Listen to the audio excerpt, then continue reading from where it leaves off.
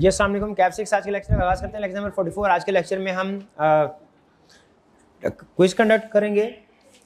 कल और परसों 2 लेक्चर्स का था क्विज, और फिर इसके बाद वैल्यू चेन एनालिसिस और कस्टमर नीड, इन 2 टॉपिक्स के क्वेश्चंस को डिस्कस करेंगे।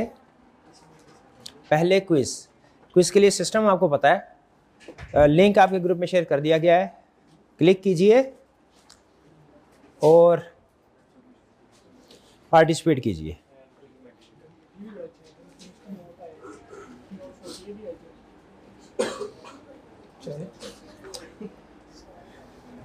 जी पहुंच गए हैं, स्टार्ट करें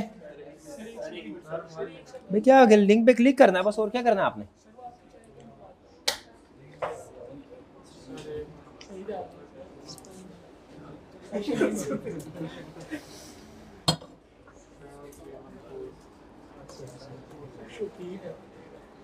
सिक्सटीन क्वेश्चन, 2 लेक्चर थे इसलिए क्वेश्चन ज्यादा हैं आज। Top 10 to get 100 rupees prize.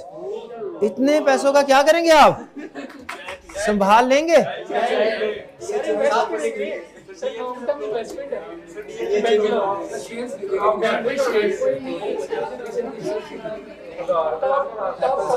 चलिए बस कर।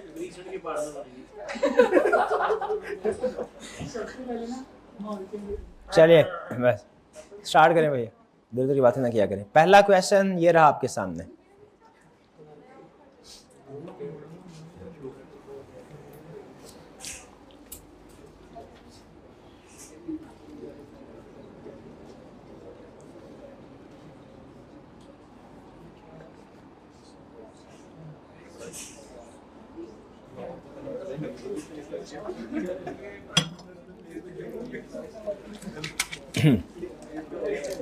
Business is deciding whether to offer a discount to attract more buyers. Discount का डिसीजन कर रहे हैं। This decision is part of which element of marketing mix. Marketing mix के कौन से एलिमेंट से रिलेट करता है? ये प्राइस से रिलेट करता है। शाबाश, प्राइस से रिलेट करता है या प्रमोशन से? प्राइस। ओके ओके,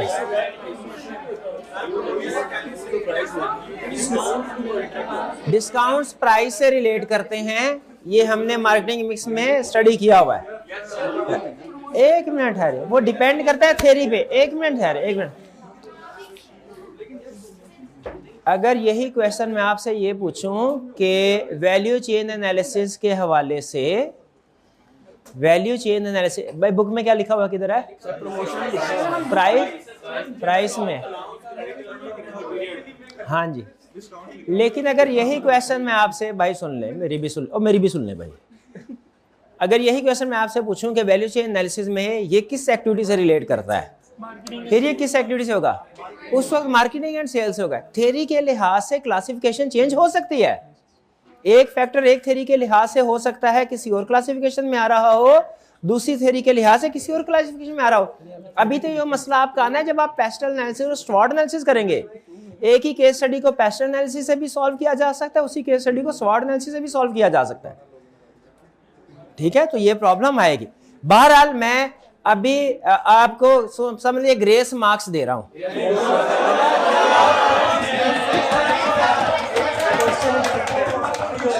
नहीं चले, अच्छा एक मिनट ठहरिए। मेजोरिटी की बेस पर डिसीजन कर लिया, टाइम नहीं जाया करना। कितने स्टूडेंट्स का ख्याल है कि फिलहाल, हालांकि प्रमोशन है गलत, ये है गलत, मार्केटिंग में इसके लिहाज से प्राइस में आना चाहिए, लेकिन कितने स्टूडेंट का ख्याल है कि फेवर दे देनी चाहिए इन बच्चों को? कितनों का ख्याल है कि नहीं देनी चाहिए? नहीं वाले ज्यादा है। आगे चलते हैं। क्वेश्चन 2, कोई बात नहीं भी, क्वेश्चन 9 का कोई और गलत हो जाएगा, कोई और कर जाएगा गलत, ऐसे थोड़ी होता है।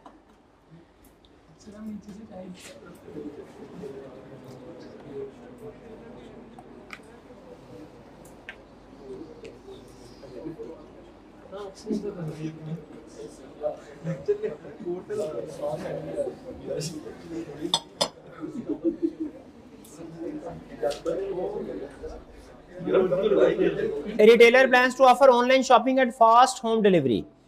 Which factor affecting buying decision? Buying decision के फैक्टर्स याद है आपको? Price, quality, advertisement. हल्का सा एडवर्टीजमेंट नहीं लग रहा आपको? अवेलेबिलिटी ज्यादा, कन्वीनियंस. शाबाश, करेक्ट. आगे चलते हैं. Next.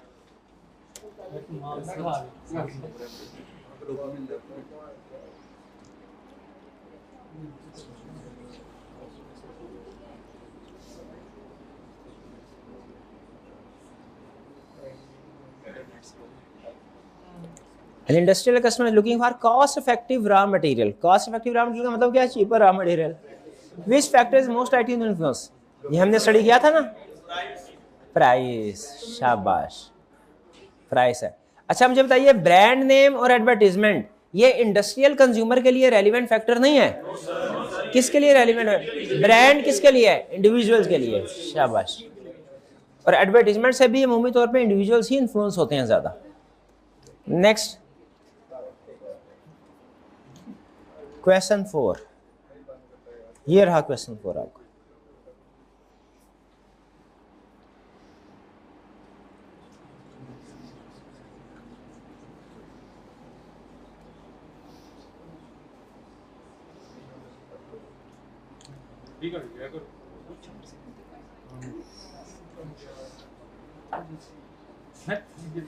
Company aims to enhance its brand image through extensive advertising. This strategy falls under which component?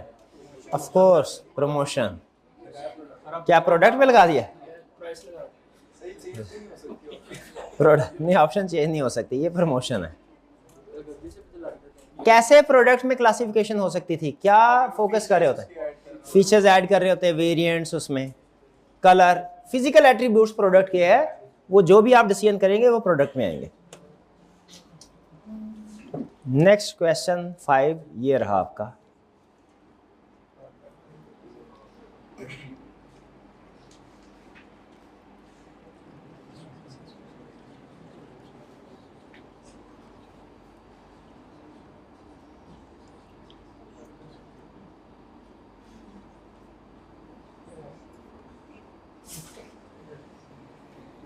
Tech company offers instant access to its web-based software via internet. Which factor of marketing mix are they focusing on? Place में क्या हम देखते हैं? Availability, कैसे available करना है products को? Correct, place है, प्रोडक्ट नहीं है. अवेलेबल करेंगे. ये जो नॉर्मल है इसमें दो ऑप्शन होते हैं, विंडो से.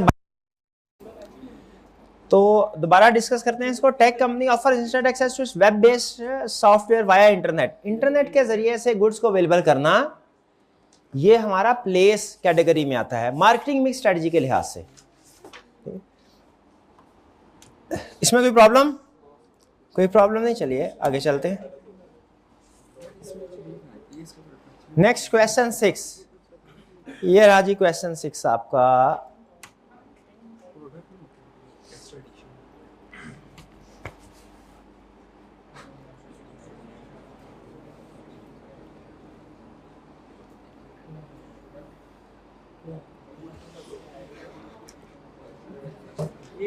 A brand wants to stand out by offering unique packaging and design for their product. This decision is part of which marketing mix element?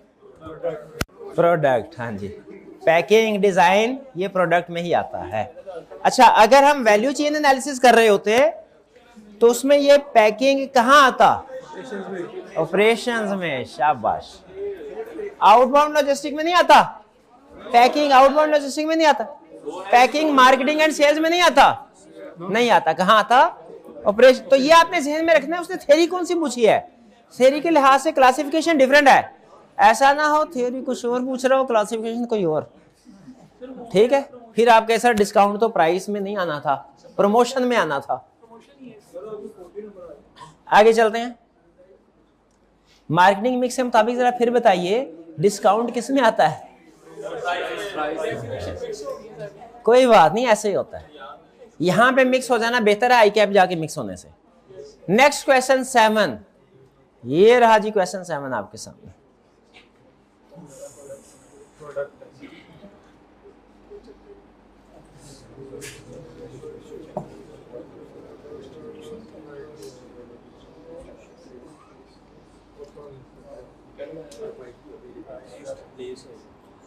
Business से वो 10 सेकंड के अंदर अंदर सब में जवाब देती है। अच्छा छू गए हैं।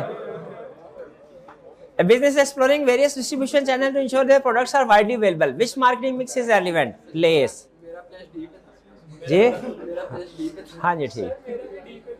आपका प्लेस डी पे था। नहीं नहीं वो कर लेगा, उसको एडजस्ट कर लेगा। नहीं आपकी प्लेस 4th ऑप्शन आ रही थी। और नहीं वो डी है, ड्रामे कर रहे।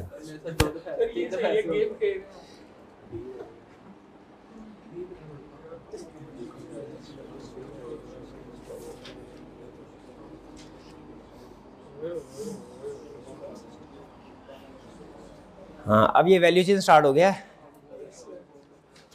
Company struggling with frequent stock out of की रॉ मटेरियल्स। रॉ मटेरियल की मैनेजमेंट नहीं हो रही। इनबाउंड लॉजिस्टिक, शाबाश, इनबाउंड लॉजिस्टिक करेक्ट। आगे चलते हैं। क्वेश्चन 9, ये रहा क्वेश्चन 9। मेरे नहीं हो सकते तेरी वजह से।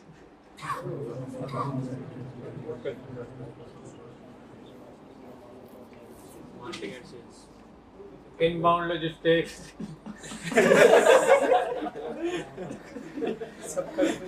ये गुड स्ट्रेटजी।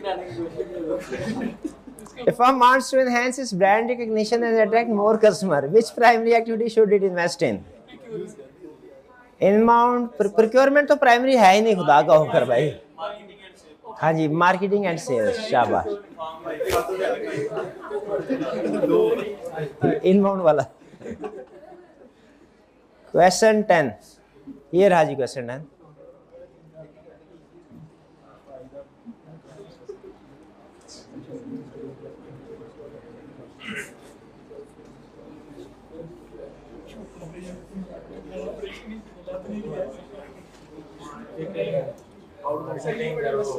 स्क्रॉल करना पड़ता है सर ऑप्शंस के लिए।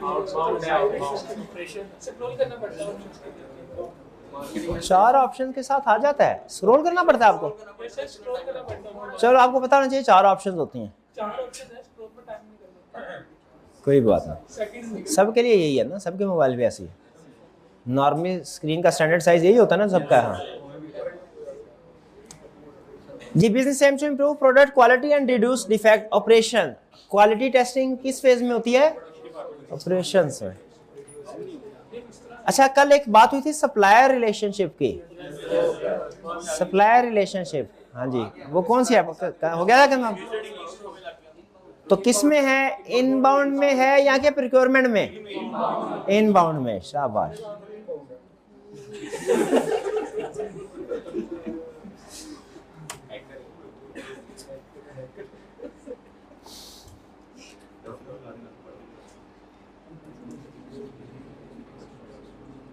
आउटबाउंड है सारी आउटबाउंड। मैंने इनबाउंड लगा दिया भाई, आउटबाउंड ही बता दो। A company experience delays in delivering products to customer. Which value chain activity needs improvement? Outbound logistic. Correct. Inbound तो भाई मटेरियल आएगा कंपनी के अंदर है या? अच्छा अच्छा अच्छा ठीक है। खुद आगे बढ़ने के लिए दूसरों को पीछे कर रहे हैं।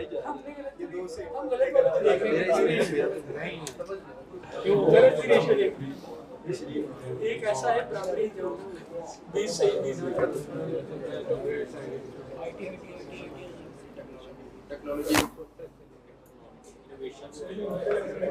An organization plans to upgrade its IT system for better process में। नहीं प्रोक्योरमेंट 5 सेकंड में प्रोक्योरमेंट नहीं आएगा इसमें। नहीं प्रोक्योरमेंट नहीं था। सबका ठीक है भाई।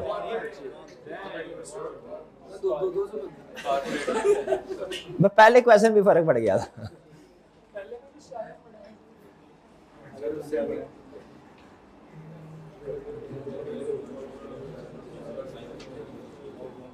Outbound logistics. After sales. A retail company wants to ensure a reliable supply chain. अच्छा, reliable supply chain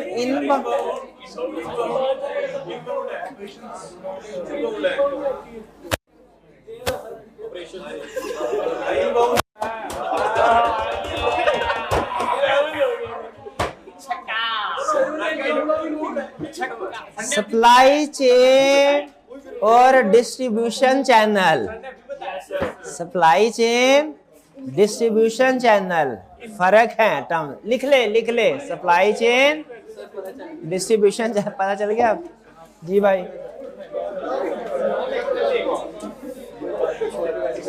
बाद में क्विज खत्म कर ले, नहीं, we don't care about majority. Majority का मसला नहीं है। वो क्लास के बाहर।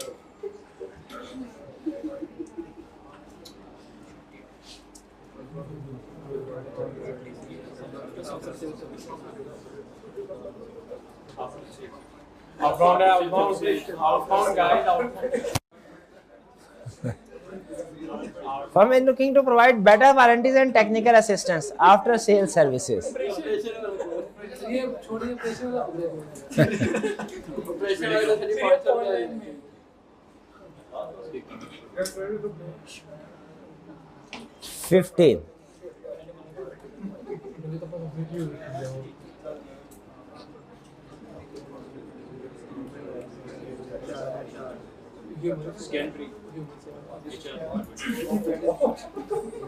शाबाश, शुरू होती खत्म कर दिया आपने। ह्यूमन रिसोर्स मैनेजमेंट, रिक्वायरमेंट में रॉ मटेरियल और टेंजिबल एसेट्स आते हैं, इंसान नहीं आते। Last question,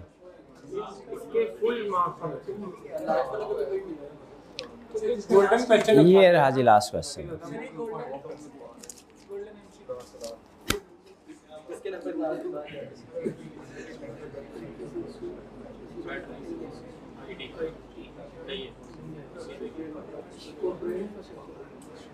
better management information, general management से रिलेटेड जितने भी मैटर्स हैं, जनरल मैनेजमेंट से रिलेटेड जितने भी मैटर्स हैं किस कैटेगरी में आते हैं? कॉर्पोरेट इंफ्रास्ट्रक्चर में। शाबाश 40। चलिए अब अपने टॉपर्स की तरफ चलते हैं।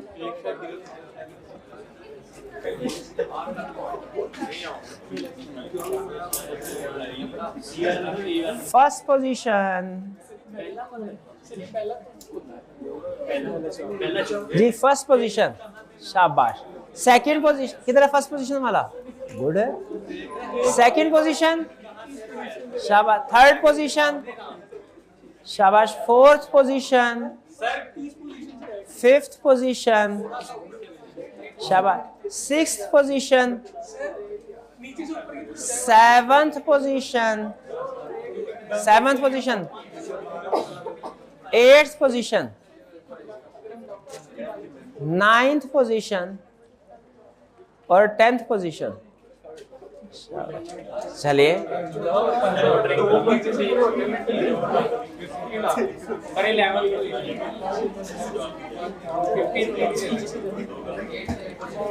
चलिए अब अपने क्वेश्चन की तरफ चलते हैं। सबसे पहले मुझे बताइए, क्या बाबा ठीक है बस कंप्लीट कर दे, क्विट कर दे, क्विज खत्म हो गया, बस अब डिस्कशन नहीं भैया, बस क्विज खत्म हो गया।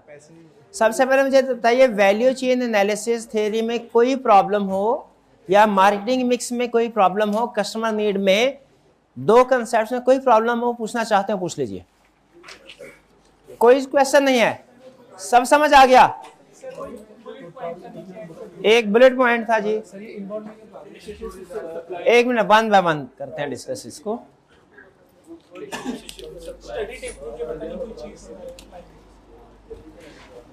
जी बताइए, वैल्यू चेन एनालिसिस में,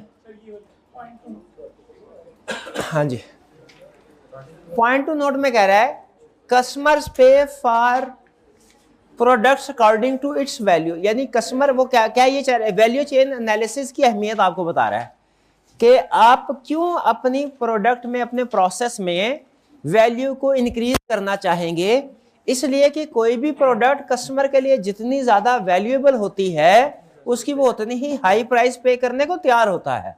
तो आपकी प्रोडक्ट में, आपके सिस्टम में जितनी ज्यादा वैल्यू ऐड होगी बिजनेस के अंदर, आपकी प्रोडक्ट की सेल प्राइस भी उतनी ही ज्यादा होगी।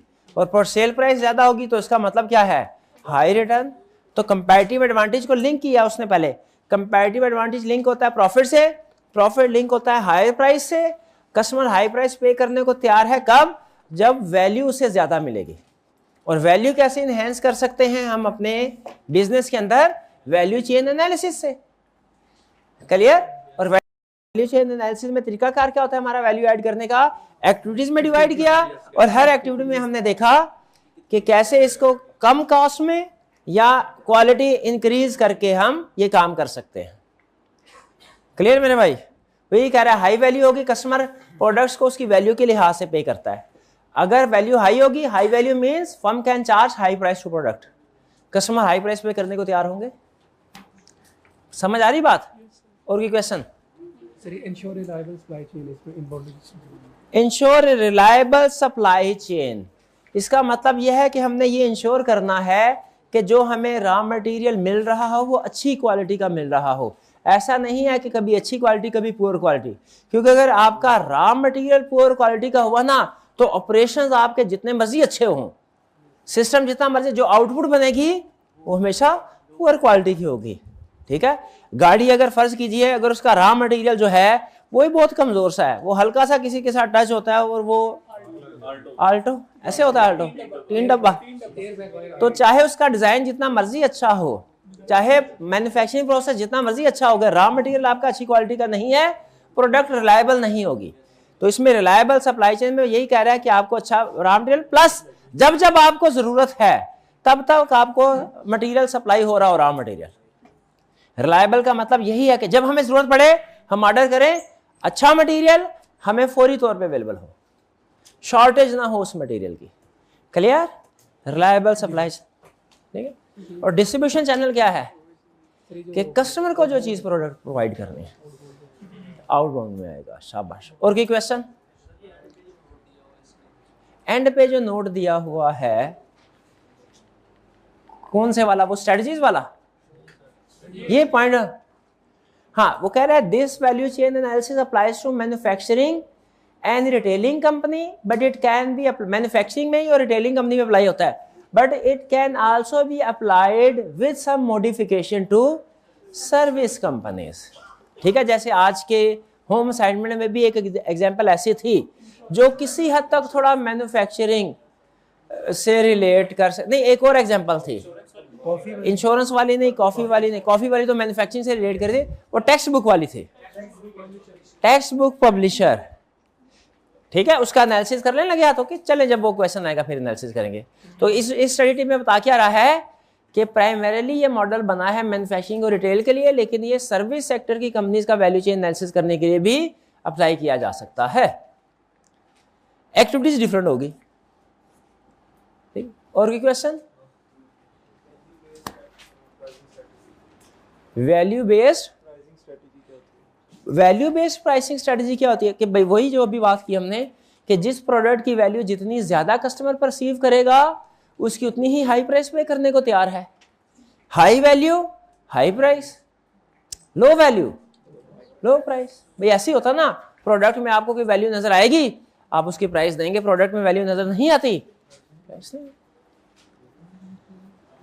चलिए अब क्वेश्चन डिस्कस करें। पहले वॉल्यूम 1 में कौन से क्वेश्चन? 1 2 3 4। Define added value.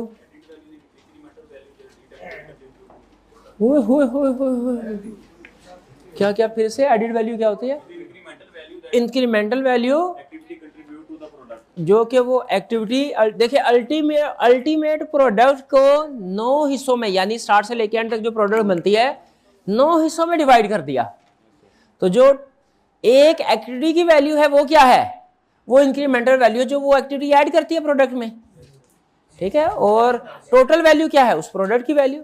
आपने शायद इकोनॉमिक्स में पढ़ा हो नेशनल इनकम कैलकुलेट करने की अप्रोच, तो उसमें होता था नेशनल इनकम कैलकुलेट करते हैं जब डिफरेंट सेक्टर्स होते हैं ना, एक सेक्टर दूसरे को रॉ मटेरियल प्रोवाइड करता है, ठीक है। जैसे रबड़ जो सेक्टर वो टायर कंपनी टायर इंडस्ट्री को सप्लाई करते हैं, रबड़ सप्लाई करते हैं, उससे टायर बनाते हैं। वो टायर फिर वो गाड़ी वाले कंपनी, गाड़ियाँ मैन्युफैक्चर करने वाली कंपनी को सप्लाई करते हैं, वो उसे अपनी गाड़ियों के इनपुट के तौर पे इस्तेमाल करते हैं। तो ये जो 3 इंडस्ट्री हो गई जो मिलके एक बना रही है प्रोडक्ट, रबड़ प्रोवाइड करने वाले, टायर मैन्युफैक्चर और कार मैन्युफैक्चर।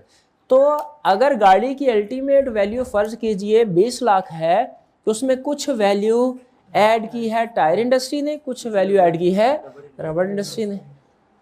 तो ये जो इंक्रीमेंटल वैल्यू हर एक इंडस्ट्री ने ऐड की है, ये वैल्यू एडिड कहलाती है। वैल्यू एडिड अप्रोच उस इनकम की कैलकुलेशन का नाम था। उसी तरह हमारी वैल्यू चेन एनालिसिस भी इसी कंसेप्ट के ऊपर बेस कर रही है कि हर प्रोडक्ट 9 एक्टिविटी से गुजर के बनती है। हर एक्टिविटी जो अपनी वैल्यू ऐड कर रही होगी वो उसकी इंक्रीमेंटल वैल्यू है, और इस प्रोडक्ट की टोटल वैल्यू किसके बराबर होगी? सारी एक्टिविटीज की वैल्यू के बराबर। Sum of individual is equal to total value. Clear जी? फिर कह रहा है just how a strategy for adding value might be developed. अच्छा, इसमें उसने ना जनरल बताया हुआ, जनरल नहीं आंसर होना चाहिए था, इसका आंसर होना चाहिए स्पेसिफिकली वैल्यू चेन एनालिसिस के लिहाज से। वैल्यू चेन एनालिसिस के लिहाज से हम वैल्यू को कैसे ऐड कर सकते हैं, क्या स्ट्रेटजी हो सकती है वैल्यू चेन एनालिसिस में? किसी एक्टिविटी में वैल्यू ऐड करने के लिए क्या स्ट्रेटजी, 2 स्ट्रेटजी बताई थी, कॉस्ट कटिंग स्ट्रेटजी और क्वालिटी इंप्रूवमेंट। ये 2 स्ट्रेटजीज है। उसने जो स्ट्रेटजी बताई है वो जनरल तो है, लेकिन हमने स्पेसिफिकली वैल्यू चेन एनालिसिस के लिहाज से बतानी है स्ट्रेटजीज। डन जी। नेक्स्ट है क्वेश्चन 2। क्वेश्चन 2 की रिक्वायरमेंट कह रहा है how the firm may have succeeded in adding value for its customer. Customers के लिए उस फर्म, ये आपको ठीक पढ़ा जा रहा है, प्रॉब्लम तो नहीं है कोई? ये ऑनलाइन वाले स्टूडेंट्स को ठीक पढ़ा जा रहा है?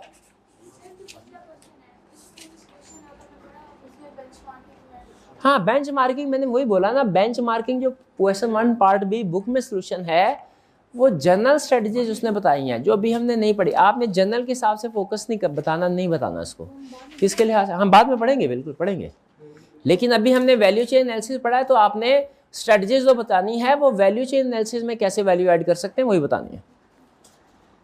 क्वेश्चन 2 करें जी अटेम्प्ट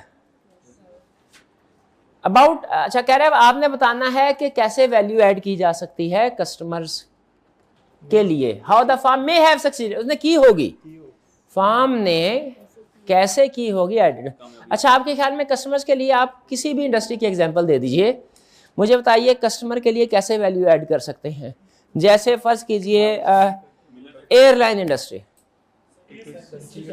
कैसे अच्छी सर्विसेज से क्या मुराद है? अब स्पेसिफिकली बताए ना, कंफर्ट सीट्स अवेलेबल करके कस्टमर के लिए वैल्यू ऐड की जा सकती है, शाबाश।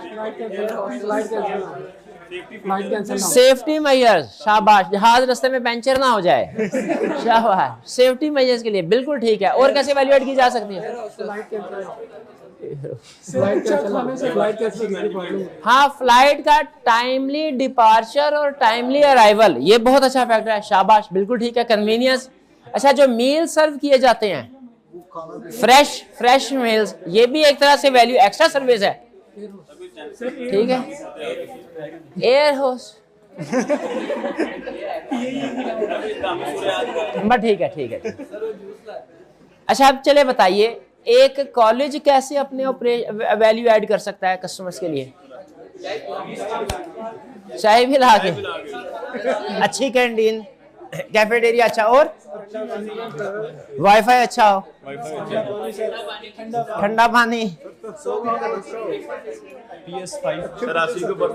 कोई एक इंडस्ट्री बता दीजिए अपनी मर्जी की, कोई से भी, कोई। ऑटोमोबाइल इंडस्ट्री में कैसे वैल्यू ऐड करेंगे बताइए? हाँ, यूनिक डिजाइन, ये बिल्कुल ये वैल्यू ऐड होगी इससे। अच्छी माइलेज, ये अच्छा बताया हुआ है। एयर बैग्स, ब्रेक सिस्टम अच्छा हो,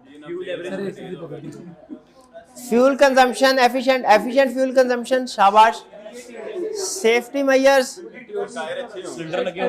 बुलेट प्रूफ हो। बुलेट प्रूफ नहीं भाईजान, ये हम एवरेज कंज्यूमर के लिए बता रहे हैं।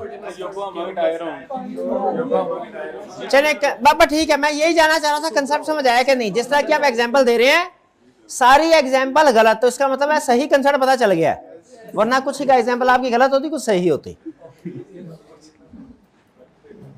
नहीं टायर किसी और कंपनी का अच्छा नहीं चलता, योकोहामा का अच्छा चलता है। हाँ चलिए ठीक है ठीक। अच्छा अब इसमें बताइए जरा कैसे वैल्यू ऐड की होगी, साथ साथ आपने आइडेंटिफाई करते जाना है।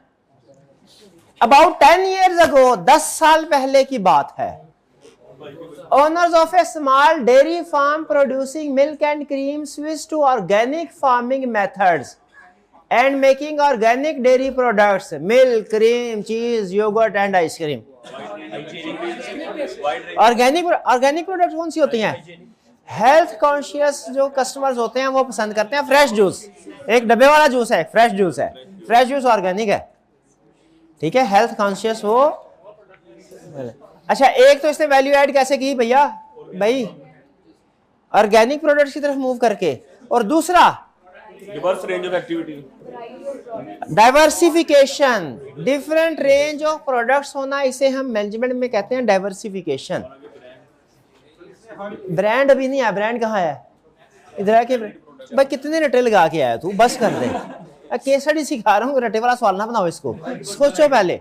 अभी तक 2 फैक्टर सामने आए हैं हमारे, ऑर्गेनिक और diversification, product diversification.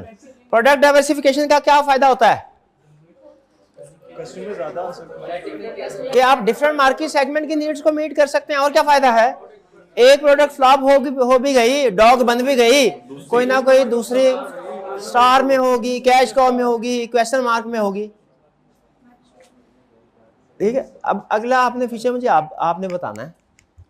They sell their branded products through 3 distributors in the region. बताइए डिस्ट्रीब्यूशन चैनल, शाबाश। डिस्ट्रीब्यूशन चैनल का वर्ड यूज करेंगे या सप्लाई चेन का? डिस्ट्रीब्यूशन चैनल, डिस्ट्रीब्यूट करे, शाबाश। और एक में और कोई नहीं बोलेगा। और क्या कौन सा इसमें ऐसी चीज है जिसकी वजह से वैल्यू ऐड हो रही है? ब्रांडेड प्रोडक्ट, शाबाश, ब्रांड बनाया है उन्होंने। ब्रांडेड प्रोडक्ट 4 हो गए, 4 हो गए तरीके जिनसे इसने वैल्यू ऐड की है। In addition they use direct marketing to sell some चीजेस as expensively package gift products. ये बताइए, ये स्पेशल ओकेजन के लिए काफी अच्छी, स्पेशल ओकेजन के लिए काफी अच्छी रहेगी। मतलब कि बेटर करेगी, एक्सपेंसिवली पैकेज गिफ्ट प्रोडक्ट है ना, तो गिफ्ट स्पेशल ओकेजन के लिए, गिफ्ट स्पेशल ओकेजन के लिए। कब किस ओकेजन में फादर हम गिफ्ट देंगे? ईद वगैरह के, बिल्कुल ठीक है। नेक्स्ट यानी उन्होंने एक निश मार्केट को कैप्चर करने की कोशिश की है कि स्पेसिफिक ओकेजन पे नीड क्रिएट होती है ना, उस नीड को, या यूं कह लीजिए अनटैप्ड मार्केट को टैप करने की कोशिश की है उन्होंने। Next, catalogs are sent to potential customers by email. Customers buy the product online and they are then delivered direct to the customer. अब ये भी एक तरह से उन्होंने अपना जो डिस्ट्रीब्यूशन चैनल है उसको एनहेंस किया है। इसमें जो अवेलेबिलिटी है उन्होंने ऑनलाइन भी अवेलेबल कर दिया प्रोडक्ट, तो कस्टमर के लिए कन्वीनियंस है, कस्टमर कन्वीनियंटली बाय कर सकते हैं। तो ये चूंकि बाइंग डिसीजन के लिए एक रेलिवेंट फैक्टर होता है, इसलिए इसकी वजह से भी इनकी बाइंग इंक्रीज हुई होगी, ठीक है। The next, the owner of farm believes that their success has been due to their ability to add value for their customer. Suggest कीजिए। तो हमने 5-6 उसको आइटम फैक्टर सजेस्ट कर दिए जिसकी वजह से वैल्यू ऐड की होगी। क्विकली रिव्यू करवा दीजिए हमें कौन कौन से फैक्टर थे इस क्वेश्चन के अंदर। ऑर्गेनिक प्रोडक्ट थी, डाइवर्सिफाइड प्रोडक्ट्स थी, स्ट्रॉन्ग डिस्ट्रीब्यूशन चैनल था, ब्रांडेड प्रोडक्ट्स थी, और टारगेट स्पेशल ओकेजन्स पे मार्केट को जो एक्स्ट्रा डिमांड होती है या स्पेसिफिक डिमांड है उसको टारगेट किया उन्होंने, ऑनलाइन मार्केट को भी कैप्चर किया। करेक्ट। Next question. अच्छा एक चीज ध्यान में रखिए, इसमें जो आपको वैल्यू एडिड एक्टिविटी उसने बताई है ना, ये उसने सिस्टम खुद से बता दिया है। ऐसी केस स्टडी को अटेम्प्ट करना आसान है जिसमें वो सिस्टम खुद आपको बता देता है, आपने उसमें से पढ़ पढ़ के एक्टिविटीज को चूज करते जाते हैं। एक अल्टरनेट तरीका भी है उसका केस स्टडी यहाँ कंसेप्ट को टेस्ट करने का। क्या? वो आपको डिटेल सिस्टम नहीं बताएगा, वो आपको सिर्फ इंडस्ट्री बता देगा कि ये इंडस्ट्री जैसे शुगर इंडस्ट्री है, ठीक है, कैसे आप इस बिजनेस में वैल्यू ऐड कर सकते हैं। आई कैप के अच्छा जरा गौर से सुन लीजिएगा, ये बात अगली बात ना गौर से सुनने वाली है। वैल्यू चेन एनालिसिस में हमें किसी कंपनी के सिस्टम का पता होना चाहिए, उसके अंदर एक्टिविटी कौन कौन सी परफॉर्म हो रही हैं। एग्रीड? एक्टिविटीज अगर पता नहीं है तो चूंकि वैल्यू चेन एनालिसिस एक्टिविटीज के ऊपर बेस कर रहा है, एक्टिविटी पता होगी तो हम कमेंट कर सकेंगे कि ये एक्टिविटी वैल्यू ऐड कर रही है या नहीं कर रही। एक्टिविटी ही नहीं पता होगी, हमारे लिए मुश्किल हो जाएगा। स्टडी टेक्स्ट में दो तरह के क्वेश्चन हैं। कुछ क्वेश्चन में वो आपको एक्टिविटीज बताता है सारी और कहता है कि वैल्यू चेन एनालिसिस करो, और कुछ ऐसे भी क्वेश्चन है जिनमें एक्टिविटीज के बारे में नहीं बताता। सिंपल जैसे उसने कहा टेक्स्ट बुक, इसका वैल्यू चेन एनालिसिस करो। सिंपल उसने कह दिया कि जी इंश्योरेंस कंपनी है, इसका वैल्यू चेन एनालिसिस करो। उसमें थोड़ा सा आपको सोचना पड़ता है कि इस बिजनेस में कौन कौन सी एक्टिविटीज होती हैं, खुद से सोचना पड़ेगा। अपनी बिजनेस सेंस, कॉमन सेंस, कौन सी वाली कॉमन सेंस? बिजनेस की कॉमन सेंस से अंदाजा लगाना पड़ेगा इसमें कौन कौन सी एक्टिविटीज होती है और फिर क्लासिफाई करना पड़ेगा। ये क्वेश्चन अमूमी तौर पे स्टूडेंट्स के लिए थोड़ा सा मुश्किल होता है। क्यों मुश्किल होता है? क्योंकि इसमें खुद पहले सोचना पड़ता है एक्टिविटीज कौन सी होगी, फिर क्लासिफिकेशन की तरफ आना है। दो तरह के question, number 1 detail system given, detail activities given. Number 2 detail activities not given. लेकिन गुड न्यूज आपके लिए क्या है वाला, आई कैप ने आज तक जितने जो टेस्ट किए हैं कैफ लेवल पे, जितनी भी केस स्टडी, सीफैप लेवल पे बाज़ औक़ात ऐसे कर देता है, कभी एक्टिविटीज दे दी, कभी सिर्फ उसने आपको इंडस्ट्री बता दी। कैफ लेवल पे वो जितने टेस्टिंग कर रहा है उसमें वो डिटेल एक्टिविटीज बताता है। लेकिन पास पेपर, और उम्मीद है कि ऐसे ही कंटिन्यू करेगा, मतलब असेसमेंट होती है एक टीचर की, अपनी जजमेंट होती है। लेकिन एहतियातन चूंकि स्टडी टेक्स्ट में इस तरह के क्वेश्चन है जिसमें उसने डिटेल एक्टिविटीज बताए बगैर वैल्यू चेन एनालिसिस करवाया है, तो आपको इसलिए तैयार रहना चाहिए। इन शॉर्ट आपको कोई भी बिजनेस हो उसकी जो मेजर एक्टिविटीज है उनके बारे में पता होना चाहिए।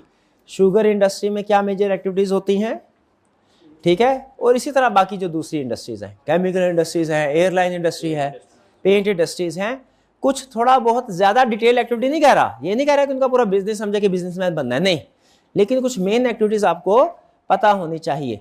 कैसे पता होंगी भला? अब आपके लिए बहुत आसान हो गया है। आज से 1 साल पहले शायद बहुत मुश्किल था। अब आपने क्या करना है, पाकिस्तान स्टॉक एक्सचेंज की साइट पे जाना है, वहां पे पाकिस्तान में जितने भी सेक्टर्स हैं एक दफा उनको लिख लीजिएगा अपनी किसी सफ़े पे किताब के स्टार्ट में, ठीक है। वो वैसे तो मेरा हाल है कोई तकरीबन होंगे शायद 40-50 के करीब, लेकिन 20-25 के करीब है, चलिए जितने भी, लेकिन आप उनमें से सिर्फ 8 से 10 भी अगर टॉप के पिक कर लेना तो काफ़ी है।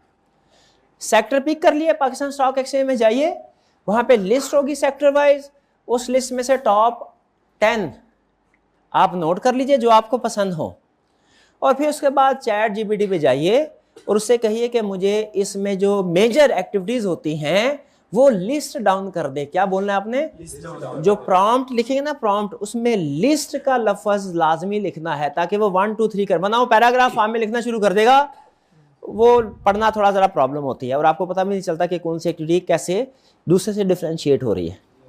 तो लिस्ट या नंबर या बुलेट पॉइंट्स ये आपके प्रॉम्प्ट में लफ्ज होना चाहिए ताकि वो 1 2 3 करके आपको दे, आपके लिए एनालिसिस करना आसान हो जाएगा। इससे आपकी बिजनेस सेंस भी बढ़ेगी। इस तरह की जो अनसीन केस स्टडी अगर आ जाता है ना, वो हैंडल करना आपके लिए बहुत आसान हो जाएगा। मुश्किल काम नहीं है, बज़ाहिर मुश्किल लग रहा होगा, मुश्किल काम नहीं है ये। आप 1 घंटे में आप सारा काम ठीक कर सकते, लेकिन एक ही दिन में नहीं करना, डिफरेंट डेज में करना है। एक सेक्टर आज देख लिया, एक सेक्टर कल देख लिया, 2 दिन की ब्रेक दी, इस तरह। लेकिन आपको पाकिस्तान के जो बड़े सेक्टर्स हैं उनमें जो बड़ी बड़ी एक्टिविटीज़ परफॉर्म होती हैं उनका नॉलेज होना चाहिए, बेहतर है। केस स्टडी अटेम्प्ट करने में इंशाल्लाह ज़रूर कहीं ना कहीं हेल्प देगा आपको। करेंगे जी? तरीकाकार बता दिया मैंने आपको। चलिए अब आगे चलते हैं। Question 3, list primary activities and secondary activities in value chain. ये भाईजान ये बता देंगे। प्राइमरी इनपुट, इनपुट नहीं, इनबाउंड, अच्छा inbound logistic, outbound logistic, operations, marketing and sales, after sale services. और सेकेंडरी आप बताइए सेकेंडरी, प्रोक्योरमेंट, टेक्नोलॉजिकल, क्या टेक्नोलॉजिकल क्या, टेक्नोलॉजिकल डेवलपमेंट, अच्छा, और ह्यूमन रिसोर्स मैनेजमेंट और इंफ्रास्ट्रक्चर, शाबाश। फिर बी में कह रहा है explain the significance of value chain for business strategy. Business strategy के लिए वैल्यू चेन की क्या सिग्निफिकेंस है? ये हेल्प करता है ऑर्गेनाइजेशन को कैसे ग्रेटर वैल्यू ऐड करनी है, ये वैल्यू चेन हेल्प करता है किसी भी बिजनेस को ये आइडेंटिफाई करने में कि वो कैसे अपने वैल्यू को इंक्रीज कर सकते हैं, ठीक है। और या तो कॉस्ट को रिड्यूस, सेम क्वालिटी रखते हुए कॉस्ट को रिड्यूस, या सेम कॉस्ट रखते हुए क्वालिटी को बढ़ाना, ठीक है। इसको एक मार्केटिंग की बुक में उसने नाम दिया था स्ट्रेटजी को सेम फॉर लेस, याद दिया था। सेम फॉर लेस का मतलब था same quality for less cost, और फिर था same cost for more quality. वो इस तरह उसने सेम फॉर लेस या हाँ वो इस तरह की उसने कोई टर्म फ्रेज बनाई थी, वो अच्छा फ्रेज था, आपने मुझे भूल गया। लेकिन बहरहाल इसमें क्वालिटी में हम क्या, इसमें क्या वैल्यू में हम क्या करते हैं एक्टिविटीज में, सेम क्वालिटी रखते हुए कैसे कम कॉस्ट में मैन्युफैक्चर कर सकते हैं, या सेम कॉस्ट रखते हुए कैसे क्वालिटी को इंप्रूव किया जा सकता है। Identify primary activities in primary, हाँ, in the value chain for a publisher of educational text book. देखो वही बात आ गई ना, बता दिया उसने हमें। सेक्टर कौन सा है भाई? Education text book. क्या है? प्राइमरी एक्टिविटीज बना। अब हमें पता ही नहीं होता क्या इसमें, तो हम नहीं बता सकेंगे। लेकिन चले आपके लिए ये तो रेलिवेंट एग्जांपल है। आपको तो पता है किताब कैसे बनती है। लकड़ी का बुरा लगता है, उस्ताद तो कुछ नहीं करता उससे पहले, है ना। वो आइडिया कहाँ से आएगा? प्रोक्योरमेंट से तो चले। दरख्त काटेंगे भाई, दरख्त काटेंगे तो प्रोक्योरमेंट की तरफ चले गए आप, इनबाउंड लॉजिस्टिक की तरफ आए। प्रिंटिंग इक्विपमेंट, इंक वगैरह, पेपर रिसीव करना, इन्वेंट्री मैनेजमेंट आ गई सर। इन्वेंट्री में पिंक पेपर आ गया, इंक पेपर आ गया। और जो मटेरियल है, बुक का मटेरियल ऑथर ने दिया, शाबाश। और फिर ऑपरेशन में कौन सी एक्टिविटीज आएंगी? उसकी प्रिंटिंग, बाइंडिंग, पैकिंग भी इसी में आएगी ना। पैकिंग ऑपरेशन में आती है। इसके बाद आउटबाउंड में क्या आएगा? डिस्ट्रीब्यूशन, ऑनलाइन डिस्ट्रीब्यूशन, 24 ऑफलाइन नहीं, कॉलेज प्लेस पे। कॉलेज ऑनलाइन से मुराद मेरी ये है कि घर बैठे बैठे होम डिलीवरी। जो स्टोरेज ऑफ इन्वेंट्री है, ये कहां पे आएगा मेरा भाई? स्टोरेज ऑफ इन्वेंट्री कहां आएगा? आउटबाउंड में या ऑपरेशंस में? आउटबाउंड में, करेक्ट। और इसमें नेक्स्ट कौन सा होगा हमारा? Marketing and sales. इसमें क्या? प्रमोशन करना एजुकेशनल इंस्टीट्यूट्स में। और कैसे मार्केटिंग करेंगे? टेक्स्ट बुक, आपने टेक्स्ट बुक बेचनी है, कैसे बेचेंगे? मार्केटिंग कहाँ करेंगे?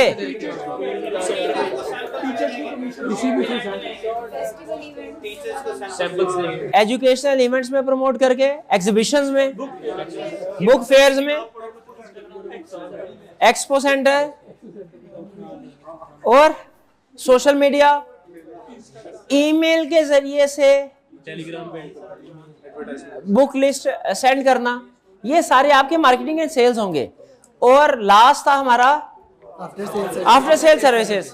इसमें कौन सी एक्टिविटी? पढ़ाना आफ्टर सेल सर्विस नहीं है, खुदा का वो टेक्स्ट बुक पब्लिशर आके खुद पढ़ाएगा कि मेरी किताब है और किसी को समझ नहीं आनी, मैं ही पढ़ाऊंगा। मिस प्रिंटिंग हो तो वापस रिटर्न पॉलिसी, फीडबैक लेना कि बाइंडिंग सही नहीं हुई भाई, बाइंडिंग सही किया करो, सफेद निकल जाते हैं।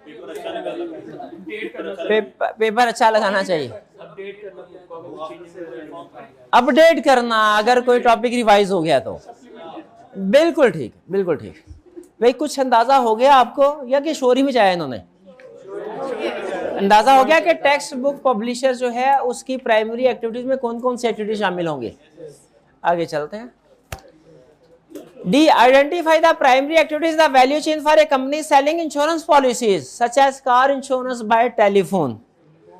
Insurance policies by telephone. अब इसमें ब्रेनस्टॉर्मिंग होगी ना, सर्विस सेक्टर है। हाँ जी, इसमें इनबाउंड लॉजिस्टिक क्या, रॉ मटेरियल तो इसमें कोई होगा नहीं, क्या होगा? कस्टमर्स का डाटा है। हाँ बिल्कुल, कस्टमर का डाटा कहीं ना कहीं से हाँ हासिल करते हैं, कलेक्ट करते हैं, डाटा कलेक्ट किया जाता है, शाबाश। फिर इसके बाद कॉल करके कस्टमर को इंफॉर्मेशन देना, ये कौन से वाली एक्टिविटी है? ऑपरेशंस हैं या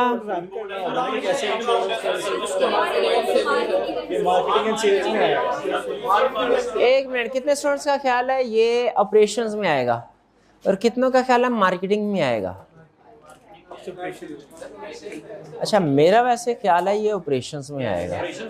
मार्केट देखिए, स्पेसिफिक कंज्यूमर को इंफॉर्मेशन देना, ये ऑपरेशन या उसके साथ एग्रीमेंट की टर्म्स एंड कंडीशन डिस्कस करना, ये ऑपरेशन में आएगा। हाँ, अगर हम जनरल अवेयरनेस क्रिएट करें इंश्योरेंस कंपनी के बारे में, वो मार्केटिंग में आ सकता है। अगर इंश्योरेंस करनी हो तो वो तो खुद जाएगा। अच्छा, अगर आप कॉल कर रहे हैं अननोन कस्टमर्स को अट्रैक्ट करने के लिए, वो फिर मार्केटिंग एंड सेल्स में। लेकिन अगर आप कस्टमर को कॉन्टैक्ट कर रहे हैं कॉन्ट्रैक्ट फाइनलाइजेशन के लिए, पॉलिसी साइन करने के लिए, तो वो क्या होगा? ऑपरेशंस में। और आउटबाउंड लॉजिस्टिक क्या होगा कि जब पॉलिसी फाइनल हो जाए तो फाइनल डॉक्यूमेंट्स उसको भेजना, ये होगा। तो ये था कि अगर ये सर्विस जो है ऑनलाइन डिपार्टमेंट को मतलब समझ के देखें, लेक्चर देना, आपके ऑपरेशन हो जाएंगे, अपलोड करना और आउटबाउंड हो जाएगा। नहीं, वो अभी हम इंश्योरेंस के स्पेसिफिक पर्सपेक्टिव से बात कर रहे हैं। ये थोड़ी मुश्किल केस स्टडी है ना, इसमें दो प्रॉब्लम्स हैं। एक प्रॉब्लम तो ये है कि हमें इसकी एक्टिविटीज के बारे में नहीं पता, और दूसरी प्रॉब्लम क्या है, ये सर्विस सेक्टर की है। लेकिन अप्लाई तो वैल्यू चेन एनालिसिस के ऊपर भी होता है, ये बात तो पक्की है ना। तो इसमें इनबाउंड लॉजिस्टिक में हमने क्या डिस्कस किया, फिर से बताइए? कस्टमर का डाटा हमारे पास, कॉन्टैक्ट इन्फॉर्मेशन आएगी इनबाउंड। ऑपरेशंस में हमने क्या डिस्कस किया? कस्टमर्स के साथ डील निगोशिएशन करके फाइनल टर्म्स एंड कंडीशन पे पहुंचना। और फिर आउटबाउंड लॉजिस्टिक में क्या आएगा? हेड ऑफिस से क्लेम क्लेम नहीं, इसका कॉन्ट्रैक्ट फाइनल होके इसको डिस्पैच करना। ये आउटबाउंड लॉजिस्टिक में क्या? मार्केटिंग एंड सेल में जनरल अवेयरनेस, पॉलिसीज के बारे में, इंफॉर्मेशन के बारे में, जो न्यूज़पेपर में भी आ सकती है, सोशल मीडिया एडवर्टीजमेंट चैनल में आ सकती है।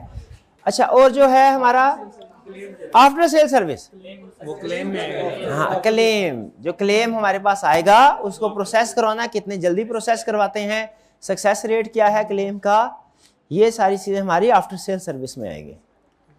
क्लियर? थोड़ा सा मुश्किल था हमारे, क्योंकि सर्विस सेक्टर था, लेकिन क्या एक्टिविटीज को सामने रखते हुए क्लासिफिकेशन कर ली हमने। ये इसीलिए मैं आपसे ये कह रहा हूँ कि थोड़ा बहुत आपको अंडरस्टैंडिंग होगी ना बिजनेस की, तो इस तरह की केस स्टडी को सॉल्व करना आपके लिए आसान हो जाएगा, जिसमें वो वैल्यू चेन एनालिसिस में एक्टिविटीज नहीं बताता।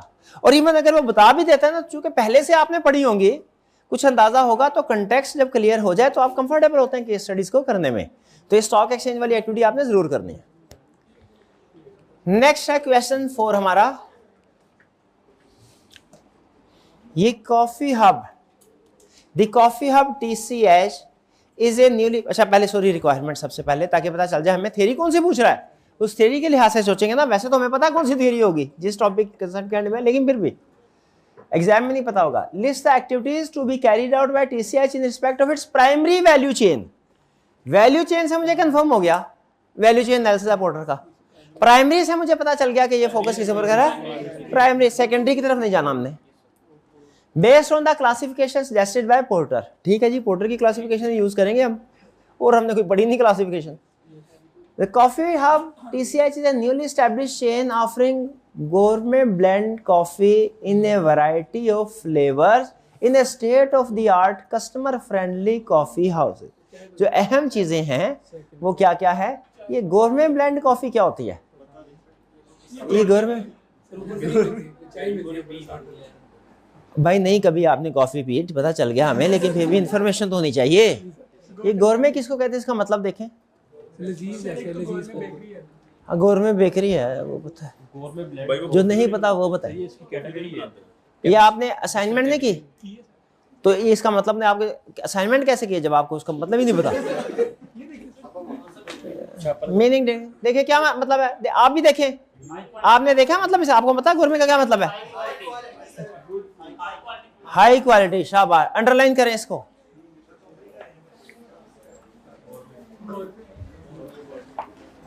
Gourmet blend coffee in a variety of flavors in state of the art customer friendly coffee houses. Customer कह रहे it imports the highest quality of coffee beans.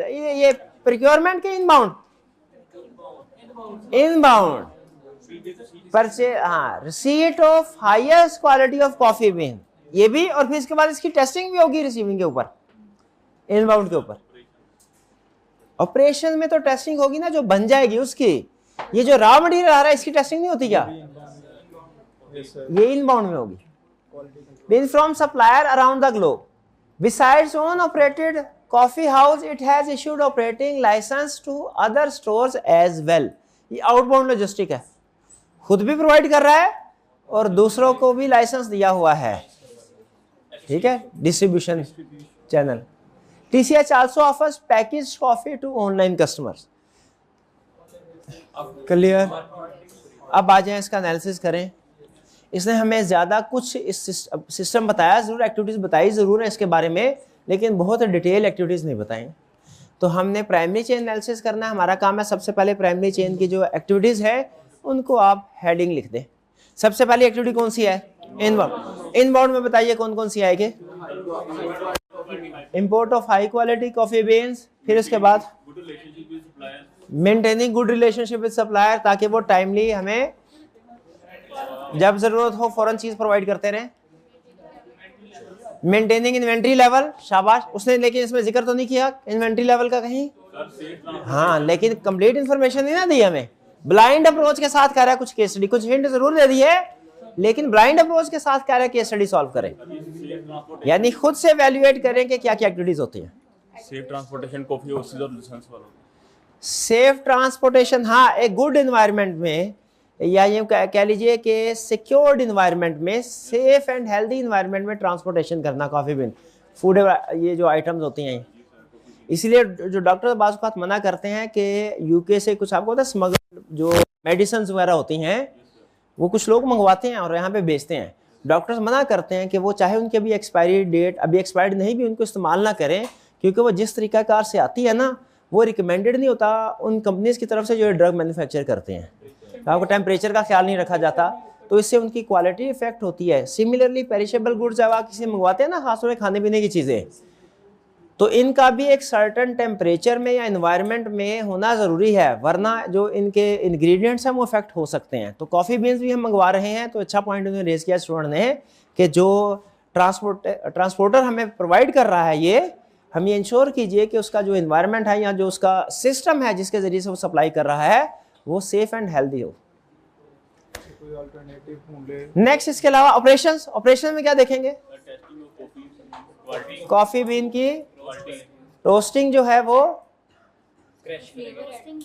Roasting, हाँ, उनको जो roast किया जा रहा है वो अच्छे तरीके से किया जा रहा है। जितना ज़्यादा अच्छे तरीके से रोस्ट होगा उतना ज़्यादा उसका टेस्ट भी बनेगा और उनकी जो स्मेल है वो भी इम्प्रूव होगी। Packaging level for online order.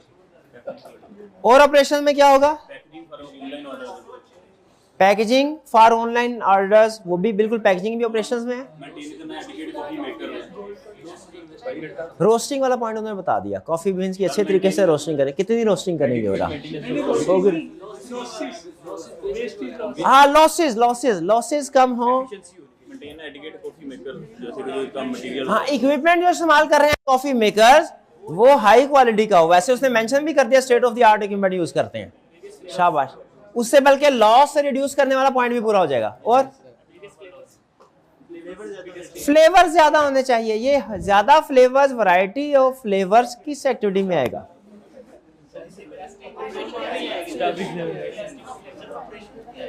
Operation में ज्यादा फ्लेवर होना ऑपरेशंस में है। कॉफी फ्लेवर होगा सर उसका, चॉकलेट फ्लेवर। नहीं लाने तो हैं, लेकिन मुझे ये मार्केटिंग चले ऑपरेशन में कर लेते हैं क्लासीफाई। लेकिन वैसे मेरे ज़हन में आ रहा है जी, आप बताइए कितने स्टूडेंट, अभी वोटिंग करवा लेते हैं, कितने स्टूडेंट का ख्याल है कि कॉफी के डिफरेंट फ्लेवर्स होना ऑपरेशंस में होना चाहिए, और कितनों का ख्याल है मार्केटिंग में होना चाहिए? मार्केट ऑपरेशन में कितनों का ख्याल है, और मार्केटिंग एंड सेल्स में ऑपरेशन वाले ज्यादा है। चलिए आगे चलते हैं, कोई बात नहीं। ए भाई ठहर जा भाई, चैट जीपीटी है तेरे पास? यहाँ जरा देख इसमें कि कंपनी अगर कॉफ़ी मेकर्स हैं तो डिफरेंट फ्लेवर्स किस एक्टिविटी में क्लासीफाई होंगे, अभी पता चल जाता है। आगे चलते हैं। अच्छा, इसके अलावा आउटपुट में क्या होगा? आउटपुट में होगा कि टाइमली डिलीवर किया जाए, और पैकेजिंग ऑपरेशन में हो चुका है, ऑपरेशन में पैकिंग कर चुके हैं। अच्छा, ये जो हम प्रोवाइड कर रहे हैं अपने कॉफी हाउस में भी, और हमने लाइसेंस भी दिए हैं, ये भी क्या आउटबाउंड लॉजिस्टिक में आएगा? क्योंकि कस्टमर को प्रोवाइड किस तरीके से कर रहे हैं ये उसका एक मैकेनिज्म है। शाबाश। अच्छा, मार्केटिंग में क्या होगा एक्टिविटीज? वेरियस मीडियम्स आ जाएंगे, जैसे एग्जांपल देना, कोई स्पेसिफिक एग्जांपल। सोशल मीडिया और फ्लेवर्स मार्केटिंग में आ रहा है। इधर उधर ऑपरेशन में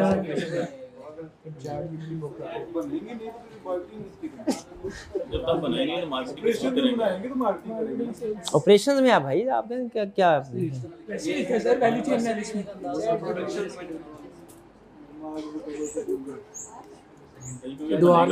मार्केटिंग करेंगे, प्रोडक्ट बनेंगे, फ्लेवर ये करेंगे, मार्केटिंग कैसे होगी? ऑपरेशंस में क्या रहा था? चले बहरहाल ये ले लीजिए, इनका है। तो अच्छा, लास्ट मार्केटिंग एंड सेल्स हो गया। लास्ट हमारी कौन सी एक्टिविटी है? आफ्टर सेल सर्विस में क्या होगा? कस्टमर का फीडबैक। वारंटी तो उसमें कोई होगी नहीं, कस्टमर का फीडबैक ही होगा। और rating, return policy, return and refund policy. हाँ, ये ठीक है कि जो हमने पैकेज प्रोडक्ट्स सप्लाई की है उनमें हो सकता है कुछ एक्सपायर हो चुकी हों, तो रिटर्न पॉलिसी क्या होगी, ये भी हमारा आफ्टर सेल सर्विस में आएगा। तो कुछ अंदाजा हुआ किस तरीके से आपने इस तरह का क्वेश्चन करना है जिसमें कंप्लीट एक्टिविटीज उसमें डिस्क्राइब ना की गई हो। लेकिन आई कैप आपको इस तरह का क्वेश्चन एक्सपेक्टेड नहीं देगा, बल्कि आई कैप कैसा देगा जिसमें आपने स्टेप बाय स्टेप एक्टिविटीज को मेंशन किया होगा। क्लियर? तो आज के लेक्चर में हमने जो अहम चीज सीखी वो ये कि वैल्यू चेन एनालिसिस की जो, और इसी तरह कुछ और थ्योरीज भी है जिनमें ये कंसेप्ट अप्लाई होता है कि इसमें दो तरह की केस स्टडीज होती हैं। एक वो केस स्टडी जिसमें सारी एक्टिविटीज डिटेल में बताता है, वो बड़ी केस स्टडी होती है, उसमें हमने एक्टिविटीज को वन बाय वन पढ़ के क्लासीफाई करना होता है। ये निस्बतन आसान है, हालांकि वो केस स्टडी बड़ी है, लेकिन चूंकि डिटेल्ड एक्टिविटीज उसने सारी बताई हुई हैं, क्लासिफिकेशन निस्बतन आसान है। और दूसरा क्वेश्चन कौन सा है जिसमें हमें डिटेल एक्टिविटीज नहीं बताता स्टेप बाय स्टेप, बल्कि हमें एक इंडस्ट्री के बारे में, कंपनी की एग्जांपल देता है, सेक्टर के बारे में, और कहता है इसमें से आप खुद प्राइमरी चेन एनालिसिस करो प्राइमरी। उसमें थोड़ा हमें सोचना पड़ता है, और खास तौर पे अगर सर्विस सेक्टर आ जाए फिर तो ज्यादा सोचना पड़ता है। लेकिन हमने क्लास में एक दो इस तरह की केस स्टडी प्रैक्टिस कर ली है। क्या अब आप इस तरह के क्वेश्चन को हैंडल कर सकते हैं? कोई क्वेश्चन पूछना हो तो पूछ लीजिए। आज के लिए मेरा हाल इतना काफी है। आज का लेक्चर खत्म करते हैं हम।